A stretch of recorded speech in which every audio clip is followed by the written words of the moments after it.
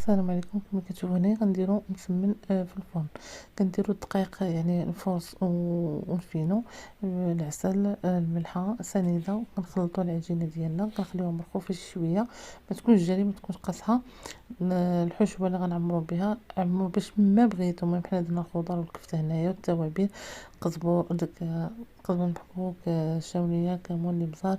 كنخلطوا كلشي، ومن بعد كنزيدو الشعريه الصينيه وشويه ديال الزيتون والحرون اللي زال الحرون. من بعد كنلقاو العجينه ديالنا ترخفات، كنديرو الزبده والزيت، كنقرصوا العجينه ديالنا، كنقرصوا بحال غنديروا الملوي العادي اللي كنطويو على 4، وكنخليوه يرتاح. من بعد كنعاودو نجيبو داك الملوي اللي درنا، كنقرصوه بحال هكا كما كتشوفوا، وكنعمرو بالحشوه اللي درنا، وكنطويوها هاد الطريقه هذه، وكندخلوها كنحطوها في لاطه، غندخلوها الفرن.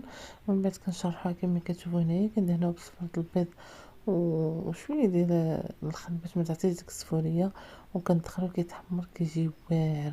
جربوه البنات والله ما غادي تندموا.